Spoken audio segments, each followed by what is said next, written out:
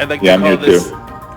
Okay, this is the right number. Good, I was getting a little worried. Well, I'm not sure. It might be the new one. Let me double check here. All right, so if we can make sure that we're muted, we are about to get started, and I'm hearing some background. Thanks. Try that again. I'd like to call this second work session to order on AO 2021-30, amending Anchorage Title 5, Equal Rights. Let's start with a roll call, please. Ms. Allard? Here. Mr. Peterson?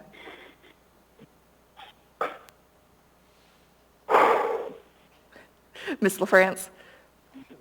Here. Mr. Dunbar? It sounds like they can't hear us. Felix, you there? This is just Pete. Yeah, can you guys hear us now? Oh, wait, now I can, yep, I can hear you now, Felix. Okay. Yep, so can I. Okay, Mr. Peterson? Present. Ms. LaFrance? Here. Mr. Dunbar? Here. Mr. Rivera? Present. Mr. Weddleton? Mr. Constant? Here. Ms. Kennedy? Here. Mr. Perez-Verdia? And Ms. Salatel? Here. Thank you. As usual, if you want to get in the queue, if you're in person, please use the system to get in the queue. If you're on the phone, please text me and I'll add you into the queue. All right, so this is our second work session today. The first work session, we went through the first half of the ordinance. So today we will go through the second half and whatever other documentation the administration has prepared for us and any other questions that we have. We are scheduled today for just an hour, so we'll try to get through as much as we can. With that, I'll turn it over to the administration. Thank you so much, Mr. Chair, and thank you, Assembly members, for being here this morning so we can continue our discussion on the Title V ordinance. We're on page 15, and we'll jump right in. So hopefully we'll have time at the end to go over some of the changes that our commissioners voted on last night in response to your feedback last week. So administrative closure. Here at the bottom of page 15, you'll see it's just some cleanup. Moving on to page 16, again, removing references to Chapter 5.25, which was removed, some more grammatical cleanup, and then going down to reconsideration. So here, we loosened the requirements for complainants to file their request for reconsideration. And we did so because generally our complainants are pro se, they don't have an attorney. You know, they may not be able to list, you know, the grounds, the mistake of fact or the inappropriate application of the law. So we just loosened those requirements a little bit. And instead, we added that requirement on the next page in section E, where it says when the commission may grant the request for reconsideration, and they may do so on the grounds of a mistake in determination of a fact or in the application of the law. So instead of a complainant having to allege that in the reconsideration, it's just, you know, the standard that commissioners are using to grant the reconsideration. So you'll see again above on page 17, that same language was removed, same thing, just moved, placed there in section E. Thanks. So just as a reminder for folks on the phone, please make sure that you're muted. We're hearing a little bit of background noise. Thanks. Thank you. And then also in E, we just clarified that when a request for reconsideration is granted, it's not necessarily a flip from a no substantial evidence to substantial evidence. It is usually just go back and do further investigation or go back and do further analysis. So it's that kind of remand. It's not necessarily a flip. So moving on to page 18, conciliation procedures. Here we're really just streamlining processes, making it more efficient. Right now, there is no deadline on our conciliation phase, which means that cases can live after a substantial evidence determination. So we have found that there's discrimination. Cases can live in this conciliation phase indefinitely right now. And that's really just not fair, you know, to either party. So what we did was we inserted a time limit, and so now conciliation conferences must be conducted within 45 days of the substantial evidence determination. So this just keeps the process moving in fairness to all parties. And we need the 45 days because in order to create what we call make whole relief, and that's defined in Title V, putting the complainant back in a position as if this had not happened to them, we need documents from the complainant. We need to see if they've mitigated their damages. Have they gotten, usually it's employment, so, are they now engaged in new employment? What's the difference in wages? Are there other types of benefits that they missed out on because of the discrimination? So it takes some time to gather all of that. So that's why the 45 days in order to hold the conciliation conference and present that make whole offer to respondent in hopes of a settlement or conciliation. So moving down, there's further cleanup. And so now determination of conciliation failure. Right now, we'll determine that conciliation has failed if respondent doesn't attend or just refuses to conciliate. And then also if respondent refuses to agree to a remedy, which we think is make whole relief, basically. But again, we added a timeline. So now respondents have 30 days to consider that make whole offer that we made. So we have SE determination or substantial evidence determination, 45 days to hold the conciliation conference, and now respondent has 30 days to agree or refuse to that make whole relief proposal. And then Actually, we're going to pause really quick. Ms. Zalatel? Thank you. So I have a few questions about conciliation. So the conciliation, is it always done, can we talk about the mechanics of it a little bit? In terms of the complainant, what role does the complainant come into play, or what role does the complainant play in coming up with what the conciliation, the settlement offer is? Because in 2 there, it says that the respondent refuses to agree to the remedy. So I'm curious, is it just the respondent, or would it be the parties that, fail to reach an agreement? So could you talk me through that a little bit? Yeah, and on the next page, thank you for the question, Ms. Zalatil. On the next page, we're going to talk a little bit more about complainant's role.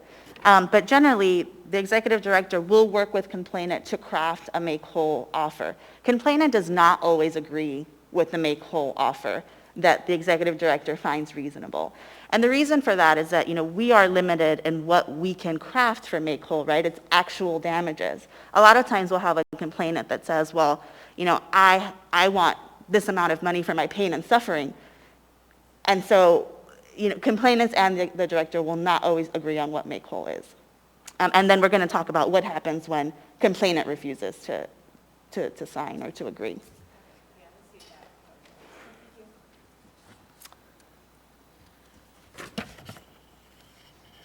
And so I'm going to skip B just for a second, and I'll go right back to it. But to continue with the timelines, if we go to C on page 19, the executive director may grant an extension of time to agree to terms of conciliation for good cause shown. And here, when we think of good cause, what we're thinking about is, the parties are really close to settling, but the time's going to run up. And then we're going to have to issue a conciliation failure. So we don't want that to happen. Other things, just practical reasons, especially Alaska summers, right? People might be out of town. 30 days is not a terribly long time. So there are some practical reasons, but mostly what we see is what I saw at Asher when we had this was that, complainants were really close, and now we have to fail even though we almost settled. So I'll go back now to section B, like I said. And here we have the executive director may proceed in accordance with Chapter 570, which is the public hearing. So what we're talking about is after a conciliation failure, currently the language says the executive director shall proceed with a public hearing. And we're making that discretionary because, like any attorney's strategic decision whether or not to proceed with a trial, there are so many factors that come into play whether a public hearing is actually in the best use of the agency's resources. For one thing, we know that the substantial evidence bar is lower than the preponderance standard that we're going to see at a public hearing. So we're going to look at the evidence that we have. What does that look like? Is it going to be admissible? As we know, admissibility is going to be different in the investigation stage versus the public hearing stage. And also cooperation of complainant, like we were just talking about with Ms. Zalatil's question, sometimes complainant, this is not the proper forum for them. It's not going to give them the remedies that they want. So it's not always in the party's best interest. And hearing takes a lot of resources. So if it's not going to be in the best interest, if complainant is better served taking our investigation and filing a complaint in court, then we'd like to have that discretion of, whether or not we want to proceed with a public hearing. I just want to note for the record, we've been joined by Mr. Weddleton. Thanks. So moving on, page 19. And here's where we're going to talk about complainant's role in the conciliation. So middle of page 19, section B, we're talking about two-party conciliation agreements. So right now, the case is just dismissed in the instance where complainant doesn't agree. So if complainant doesn't agree to the make whole, the case is dismissed, and the commission now loses out on its ability to seek public policy relief, which usually looks like, making sure that respondent has some kind of policy or procedure in place to prevent this type of discrimination from happening again. It usually includes some kind of training for employees, for managers, for individuals involved, and it also includes some kind of monitoring period where AERC can periodically check in and make sure that this is still happening. So the way the code is written right now, if complainant doesn't agree to the conciliation terms, the case is dismissed and we lose out on all of that public policy relief. So this edit provides for two-party conciliation agreements where a respondent can enter into a conciliation agreement with the commission. The case will be dismissed as far as the commission is concerned, but complainant, of course, is free to pursue their charge in court or in another forum. And generally, this is because they are seeking punitive damages, they are seeking pain and suffering damages, they're seeking other damages that are outside of our scope. Thank you. Ms. Zolotel? Thank you. So is the conciliation agreement, if it's reached between the respondent and the commission, confidential?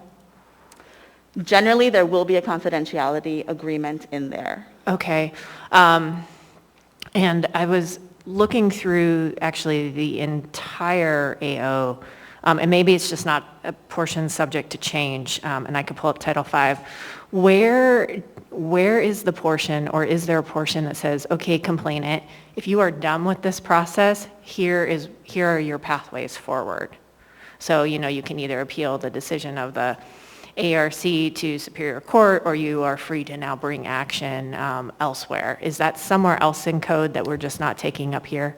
It's in our closure orders. Okay. I don't think it's in code, but it is in our orders, and it is something that is always discussed with complainants as well. So that would happen if a complainant wasn't happy with the make whole, and so then it was going to be closed for their purposes. Okay, I'm just making sure I can connect the dots all the way through the process. Thanks. Thank you.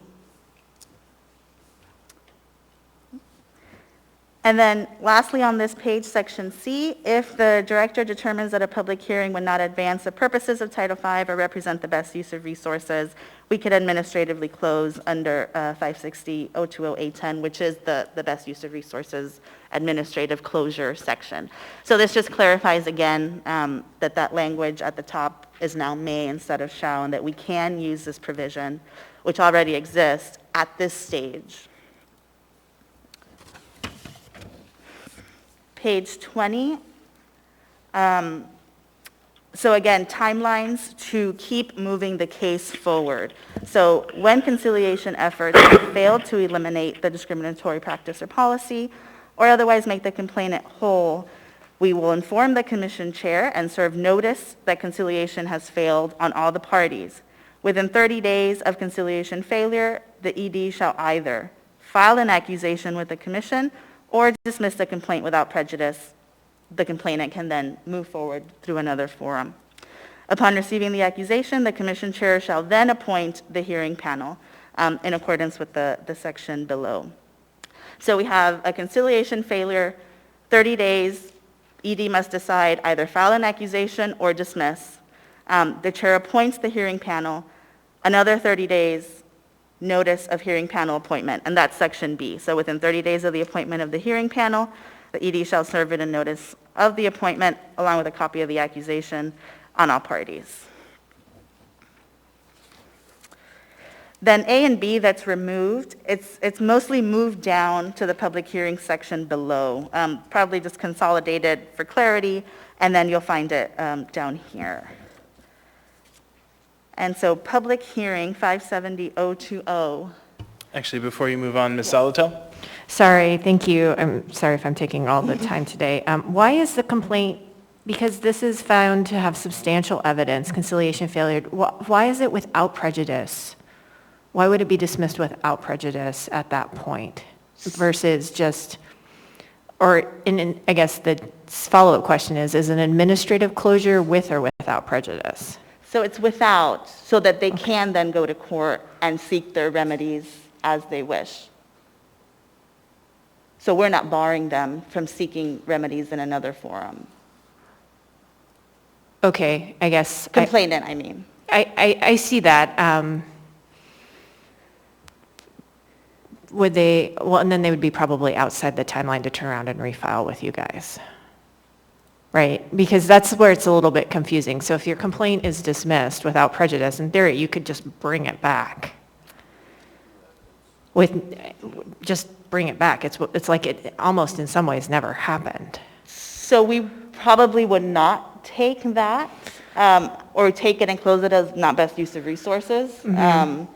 So that's not something that we would do. I know, I'm just saying that language, if you're a lay person and you look up what without prejudice means, it says, oh, well, it's like it almost in some ways didn't happen. And so I'm just trying to figure out like why that would be required in order to go to Superior Court, because the agency's actions are always appealable to Superior Court. So I guess that's what I'm trying to figure out. I can think about it some more, but those words just kind of caught my attention when everywhere else it really talks about just being closed. Yeah,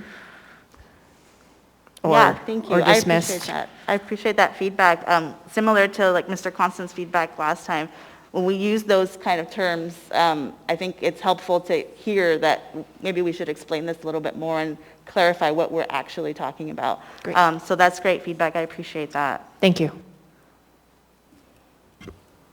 Mr. Chair. Mr. Constant? Thank you. And just briefly on that note, I'm curious if the EEOC or this panel, the Equal Rights Commission, dismissed with prejudice, why would that block a Superior Court from hearing the issue? So generally, a complainant will get, what we call one bite at the apple, and so they can't file the same in all these different forums and hope for better results. Does that make sense? In fairness to respondents having to defend on all these different areas, all these different fronts. Wouldn't it make sense to allow, after this proceeding, just generally a right to proceed to the court if you didn't like what you heard? There is always that right. And complainants can actually file in court while we're still doing our investigation. So then why is that language important? If they can already do that. It seems to me it references the municipal process, not the Superior Court process. It seems that the Superior Court process is a right they own already.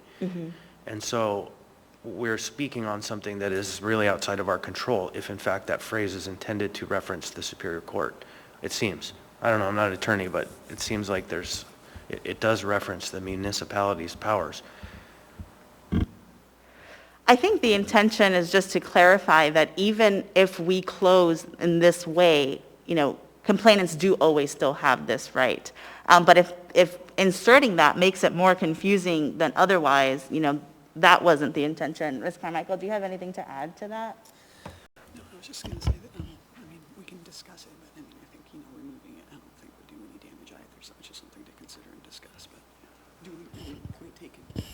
Sure, so just, we don't think there'd be a substantive change whether if we remove that or not, because that right exists, so. Yeah, I think that's accurate. Thank you for that.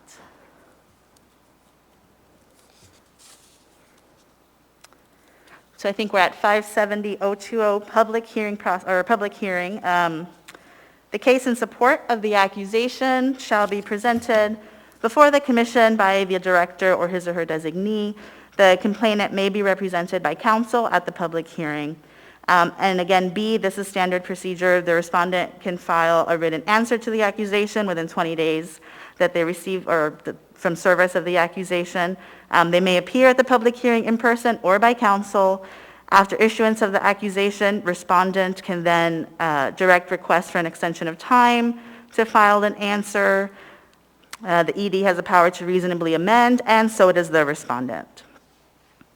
And then any person may obtain a transcript of the hearing upon payment of costs. And again, these were things that were up above, and we just moved it here and consolidated it for clarity. This part here that was removed is also A and B on the previous page. It's taken care of there. It's informing the commission chair when they appoint the panel, and then giving notice that that panel has been appointed. So that's been covered. 57030, appointment of the panel. And just clarifying here, this is public hearing panel, rotating instead of case by case. So we just want to make sure that it's not the same commissioners each time. That does rotate.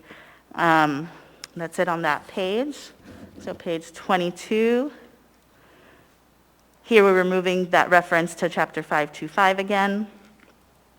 Hearing date, hearing panel or hearing examiner shall, within 30 instead of 60 days of appointment, establish a hearing date. So again, trying to streamline this, trying to make sure that we have these really consistent dates and that the case continues to move forward and doesn't kind of just linger in one phase. Staff attorney, 570060. If the director is an attorney, then the director is a legal advisor or shall not serve as a legal advisor to the commission in issues involving non-procedural orders, reconsideration matters, public hearings, or any matters where the ED has advised or supervised staff during the investigation. And this is our policy already. We're just codifying that. But of course, there's a conflict there if I'm working on the investigation and supervising the investigation and then advising commissioners on, how they should rule on a case. Public hearing pleadings. Again, more cleanup, so just clarifying, this is talking about public hearings, where and how pleadings are filed in care of the executive director with the commission. And then just modernizing here on the bottom, fax, email, these things are acceptable ways of filing now.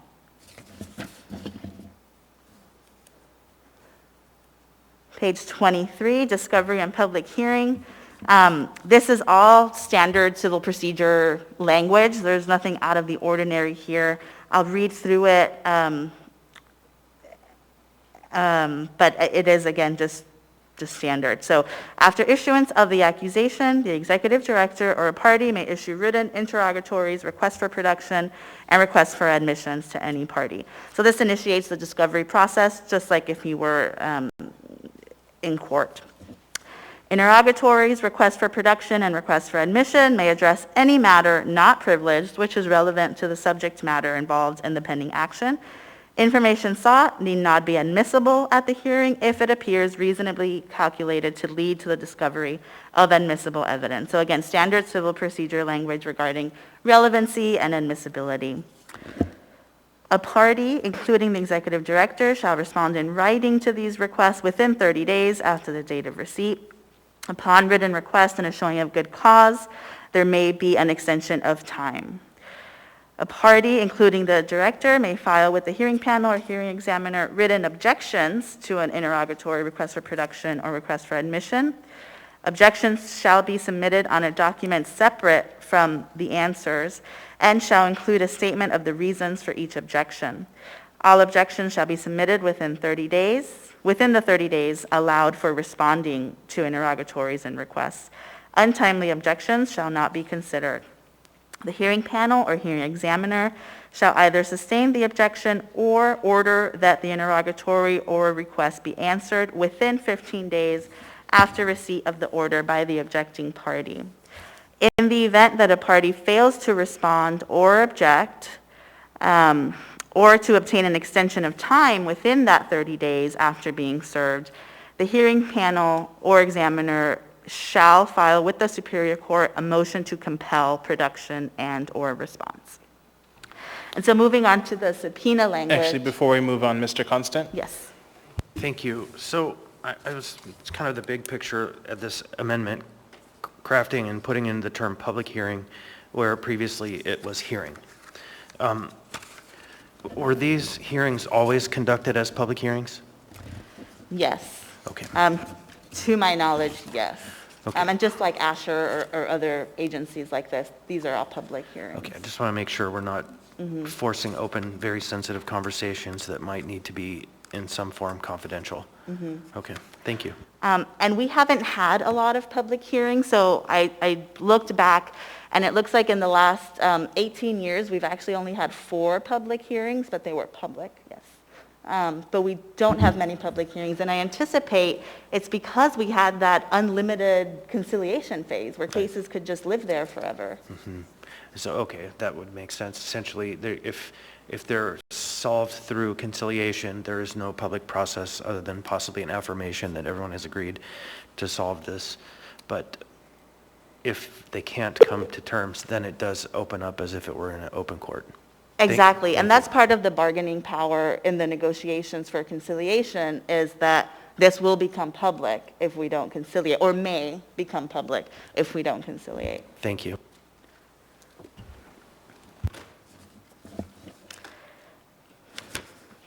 So subpoena, again, standard language here. After issuance of the accusation, the hearing panel or hearing examiner may issue a subpoena upon written request and good cause shown by a party or the ED, whenever necessary to compel the attendance and testimony of witnesses at hearings, or may issue a subpoena juris tecum whenever necessary to compel the production of books, records, papers, payroll, or personnel records, correspondence, documents, any other evidence related to any matter before the hearing panel or hearing commissioner. Within 5 days after the service on a person of a subpoena requiring the production of any evidence in his or her possession or under their control, that person may file a motion requesting the hearing panel or examiner revoke the subpoena. The hearing panel or examiner shall revoke the subpoena if it finds the evidence required to be produced does not relate to any matter under investigation, or the subpoena does not describe with sufficient particularity the evidence required to be produced. And that, again, is standard language for subpoenas. The party requesting the subpoena, including the executive director, shall be responsible for serving the subpoena, and in the event that a person issued a subpoena does not respond, the hearing panel or hearing examiner shall proceed with the civil remedy set forth in subsection 580.010B or 030B to seek an appropriate order from the court. So 580.010 is injunctive relief, and then 580.030 is just a court order for enforcement.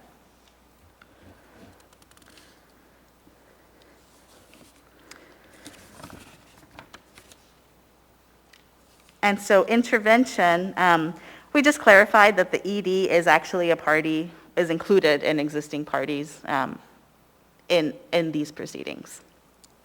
So what these proceedings look like is the ED on behalf of complainant.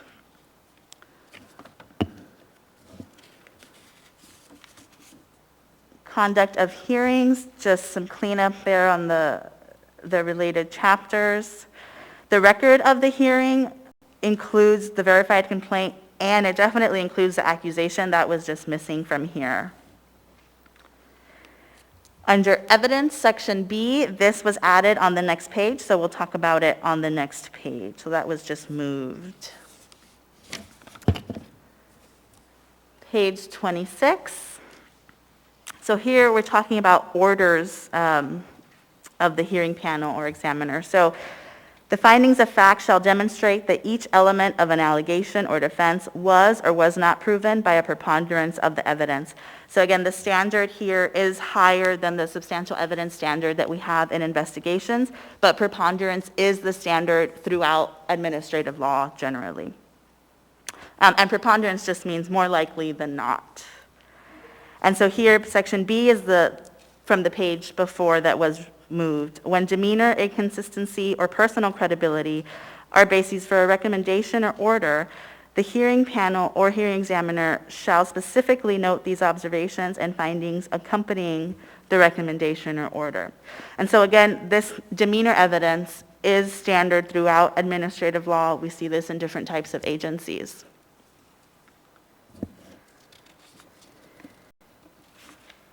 So moving down, this section was repealed. This is addressed in A above, so basically what the order looks like, what the order has to show.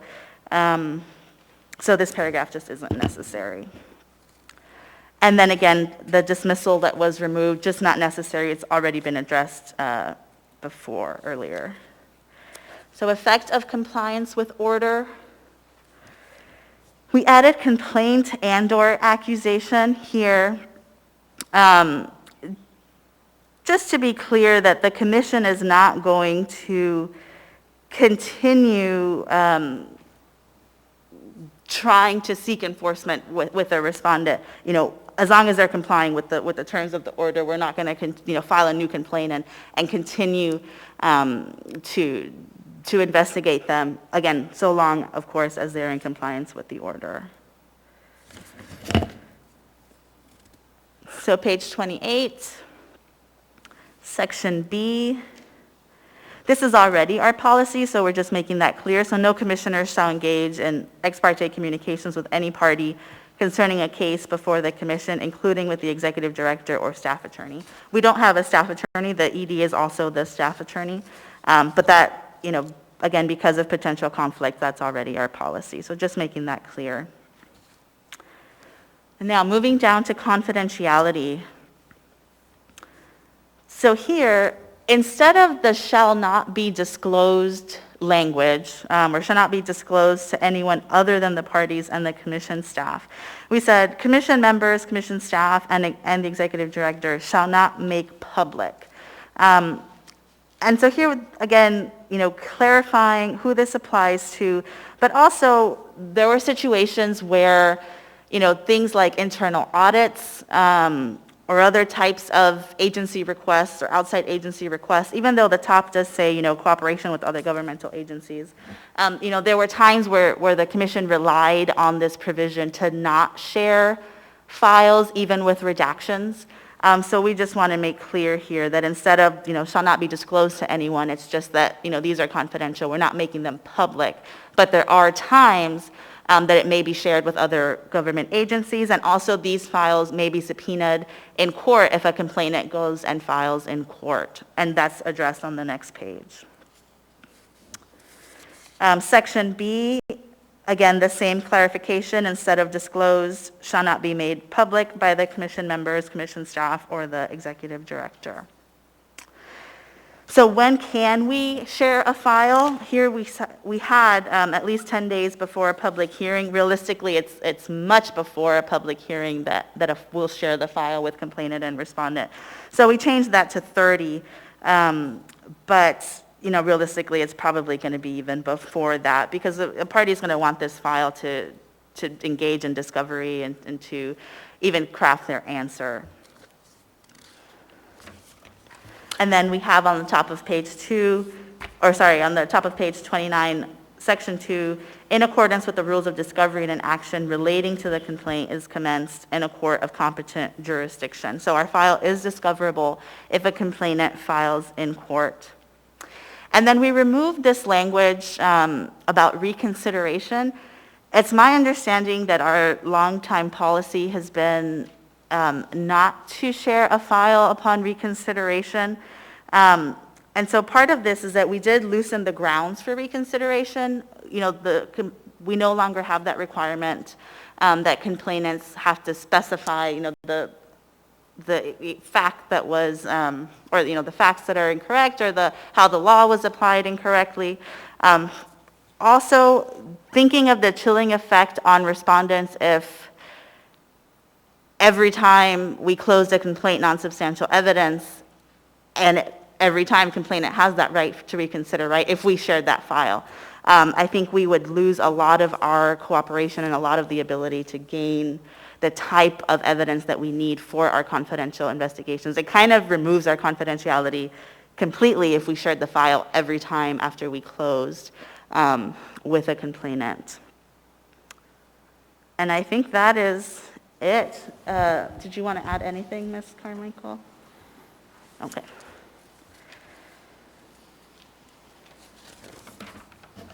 And so we can jump into the changes. Actually, before we do that, I have a couple questions. First, Mr. Weddleton? Thanks. Am I off mute? Yes, we can hear you. Oh, good.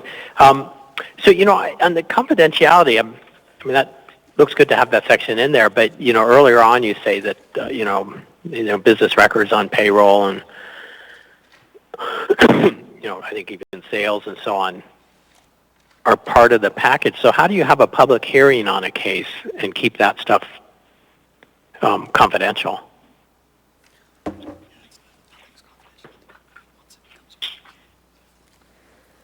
So once we enter the public hearing stage, it's not that we're going to make our file public, but our pleadings at that point will be public.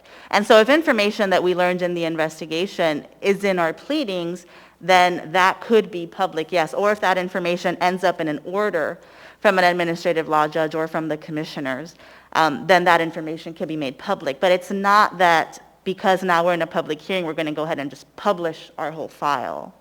And there are ways, of course, just like in court, right? If there's sensitive information, there are ways to protect confidentiality, even in public pleadings. So, I'm sorry, can I follow up a bit? Go ahead. So when you say there's, are those like standard court procedures that don't need to be spelled out here, but every attorney would know? I believe so. Oh, okay. All right. Thank you. Thank you. Ms. Zolotel? Thank you. On the last section with confidentiality, does this also apply, or how does this work for the record for admission on administrative appeal? So if someone takes one of the decisions and files an, are you guys subject to administrative appeal, or just then do you still have to submit the record, the administrative record, and is it this file that we're talking about here?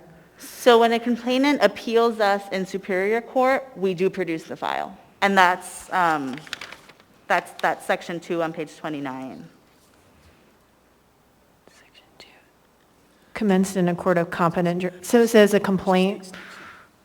The Administrative Procedures Act requires the agency to produce the file, produce the record. And so Ms. Carmichael was just saying that the Administrative Procedures Act for the state requires that we produce the record in addition to this. Yeah, I know that. So when I read this, though, and knowing that, this says if a complaint, and a complaint to me is not necessarily always viewed the same as an administrative appeal, because you do have a private right of action as well. So I took number 2 under B to read more like if you're bringing a private right of action versus the administrative appeal. So there might be a point for clarity there, just so everyone's clear that the APA applies. Thanks. Thank you. And we definitely do produce it when there's appeals, so that's a great point. We can clarify that.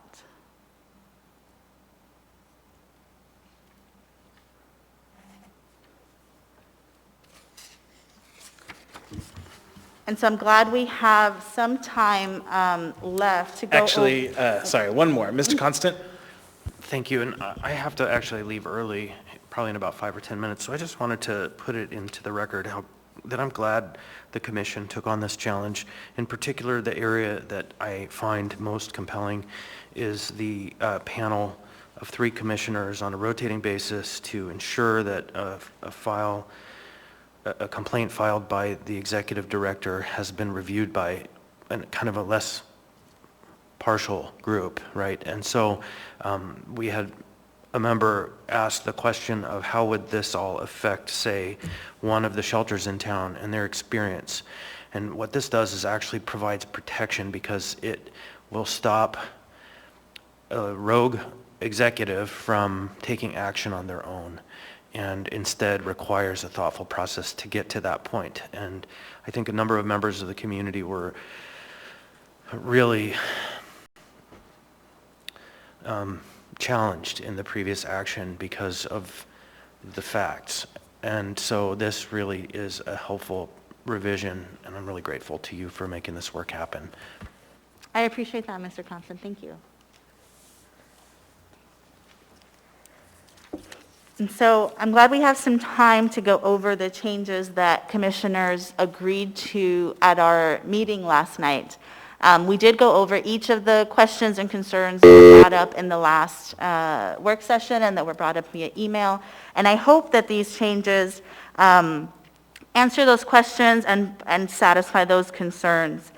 So the first thing that we did, and this was a comment by Ms. Zolotul, substantial evidence, instead of this mere scintilla language, and again, I think Mr. Weddleton and Mr. Constant had also talked about trying to use, lay language that people really understand and know what we're talking about. So we removed that, and now we have substantial evidence means a minimum amount of relevant evidence as a reasonable mind might accept as adequate to support a conclusion. Then moving down to complaints, Mr. Chair, before we move on. Yeah, Mr. Constant. Thank you. So the language probably is sufficient, although it seems a bit discordant internally. Substantial evidence means a minimum amount. And the word minimum really strikes me as kind of contrary to the actual term substantial. And so if I were to make a recommendation on an amendment, it would be just an amount of relevant evidence as a reasonable mind might accept as adequate, because the term minimum seems in conflict with the term substantial. that's a good point. And then I think if we do that, we're back to where we were, which is also fine, I think. I think that the intent was to provide more information and more guidance, but it seems like we're not really doing that. So I think that, the answer here might be just to leave it as it was. If we're going to remove minimum, then I think we're back to where we started, which is okay. I don't know that that's the determining, that I should be the determiner there, but I wanted to point out that it strikes me as interesting, those two terms next to each other. Thank you. Thank you. Ms. Kennedy? Thank you, Mr. Chair. I wanted to talk about that same issue. I would agree with Mr. Constant that somehow substantial and minimum don't actually go together very well. But it seemed to me that when we asked the original question, it was in regard to what the definition of scintilla actually meant. And, when you're saying that substantial evidence means more than a mere scintilla, then that does seem to me that you're talking about something that's got to be something substantial. It's got to be more than that mere first glance, first thought. But now we're changing it to basically going to the opposite. We're kind of going backwards. We've gotten rid of the more than totally, and now we're just focusing on a minimum amount. But I would also agree with Mr. Constant when he said that if we just switch it to an amount of relevant evidence, the better part of the definition is actually in the latter part of that sentence, because it says a reasonable mind might accept as adequate to support a conclusion. So it seems to me that, if you get rid of some of that terminology, then you're actually getting more to the point, and that is the idea of a reasonable mind seeing that there's some kind of evidence that would be considered adequate to support a conclusion. So if that's not something that the group is actually interested in changing now, it'll be something that I'll put in as an amendment. But anyway, so thank you. Thank you, Mr. Chair. Thank you. Ms. Allard? Thank you, Chair. And sorry for this question, because everybody else probably knows this answer. Who actually appoints the chair?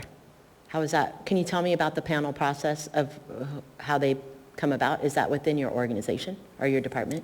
So the chair is voted on by commissioners. Commissioners are appointed by the mayor and approved by the assembly.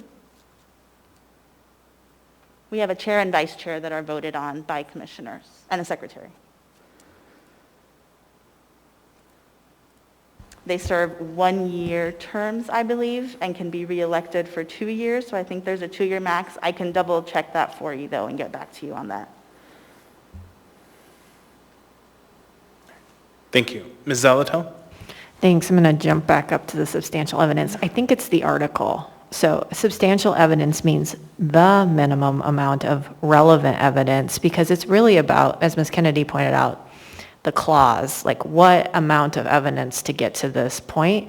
And it should still be the minimum amount, even though I understand the conflict in the words, but it's the minimum amount to get to the point of a reasonable mind might accept as adequate to support the conclusion.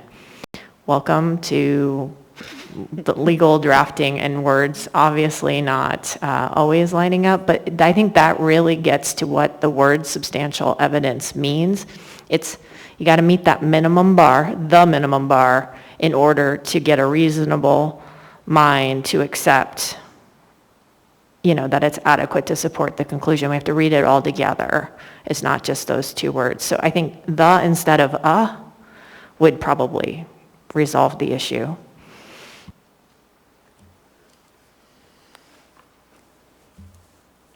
Thank you. The second one for complaints, and so this is in response to Mr. Constant's suggestion about, can we add improper purpose somewhere else, since we know it applies everywhere anyway, and we know it comes into all the investigations anyway. And I think that this might be able to get to that. So in complaints where we usually, right now we say, a person who believes that they've been aggrieved or injured can come file a verified written complaint. If we add sincerely here, is that enough? And so commissioners did vote last night and believe that that should be enough. But of course, that's a question for assembly members. The next one, also recommendation by Mr. Constant, I think it does some great clarification here. When we're doing the director's charges or general investigations, how is that panel selected? So we added, not only with the approval of 3 commissioners, but selected on a rotating basis by the commission chair. And so that's in both general investigation and director's charge. So I thought that was very helpful feedback. This next one, Mr. Weddleton has had, on the next page, Mr. Weddleton has asked a couple times about, organizations that are required to keep this type of data and how all of that works. And so we added if available here because we just wanted to make clear that we're not requiring these organizations to keep this data. There's a state law that requires certain organizations to keep data. There's several federal laws that require, depending on the size of the organization, on the structure, to keep some of this data. So if this data is available because an organization keeps it in compliance with other laws, then, we're going to ask for it. We'd like to see it. So that's just clarifying that, we're not requiring this information to be stored. Moving down to fact-finding procedures, this was a helpful suggestion by Ms. Zoloto. I think this reads much better than what we had, so I appreciate that. So complainant and respondent may be accompanied by an attorney. In addition, respondent may choose no more than 2 representatives to attend, and complainant may choose to be accompanied by a support person. So this is at our fact-finding conferences, and I discussed last time that the reason respondent gets 2 representatives is that we need someone in the room with authority to settle, and we need someone in the room who has direct knowledge of what happened, of the allegation, and that's rarely the same person. And we wanted to make sure that, complainant does have that option of a support person and an attorney, because in certain situations, I think that that's important. Moving down to our 240. And so Ms. Zoloto had asked about, giving notice to the parties and also about giving another time frame. And so commissioners voted to add, if good cause is shown to extend an investigation beyond 240 days, the commission shall notify the parties. And so this is something really that happens anyway. I don't think it's an administrative burden. We run a 240 report every month. And so I think, at the end of the month when we run that report, we can easily pull those cases that went over 240 and make sure that there's some kind of formal notification, but there's always going to be an informal notice because our investigators are constantly in touch with complainants. And, last night at our commission meeting, one of our investigators chimed in and said, a lot of complainants call me every week to get an update, so they know what's going on. So we did include that notice for 240 days. So we didn't include adding another time limit because we just don't know. And I think it would be arbitrary. And then I think that would be an administrative burden if we say, 30 days and then we have to do another or another. because it's just going to depend on, what kind of cooperation are we getting, what are we waiting on? Thank you. Mr. Constant? Thanks. So I think that's reasonable not to add a second date, but the question I have is, in the notification, what would be sufficient? Do we have to say because of the following conditions, or is it simply to state at 240 days, it is on our determination that we are extending the timeline, right? Is there any required level of information to provide to both parties? We didn't write in any requirement, but we did discuss this. And I think, each investigator is probably a little bit different in how they share things and how, the relationship that they build with each complainant also and each respondent. A lot of times we work with the same attorneys over and over, and they know what's going on. Even some complainants we know. So I think I think each investigator will tailor their letter based on that complainant and based on that case and share the appropriate information at that time. I've kind of left that, I think we wanted to leave that to an investigator discretion, because each case is going to be a little bit different. That's fine, thank you.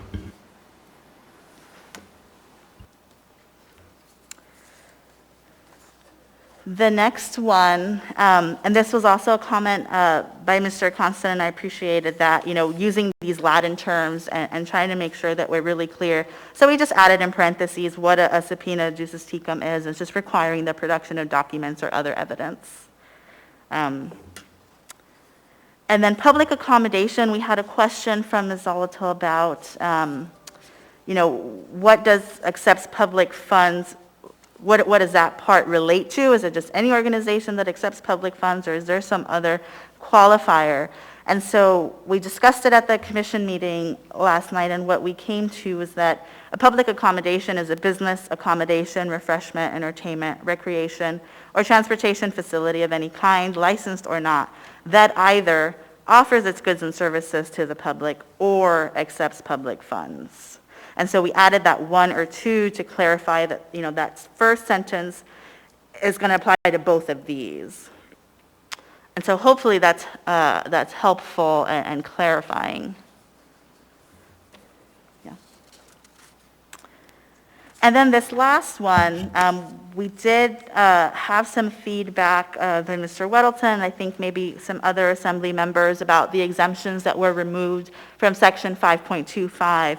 And so we added some of those in here. And so 520.020 is our housing provision. In our housing provision, we already have this exemption for, when an owner actually lives in the property. And so we added to that. This section also does not apply to places which are institutional in nature and for which housing is merely incidental to a broader purpose, such as rehabilitation or medical care. So thinking of the example of hospitals. Such institutional places may still be covered under section 520.050. So again, thinking of the example of hospitals. And so we thought this was a compromise, from removing those exemptions from 525 and still having something in here that clarifies that these types of institutions, when housing is not really their purpose, it's just incidental. It's not what we're talking about when we talk about housing. It may be what we're talking about when we talk about public accommodation, but it's not really what we're talking about in terms of housing. And that is the last change that came out of last night's commission meeting.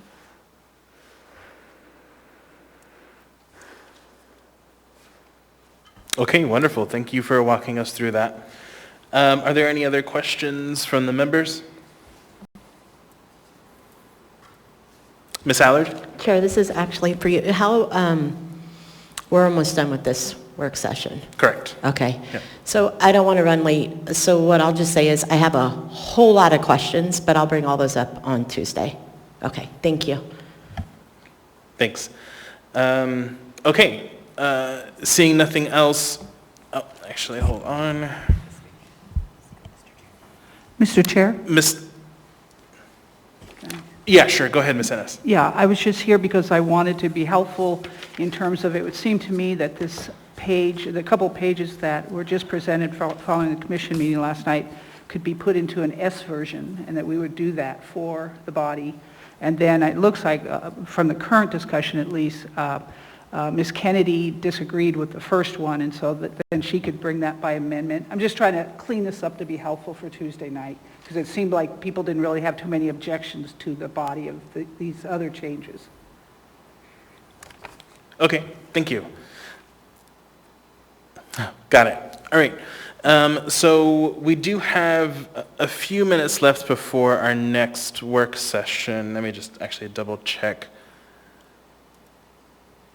Actually, this ends at 10:50. Yeah, we'll go ahead and close. So this will be back before us on Tuesday for a public hearing and a vote.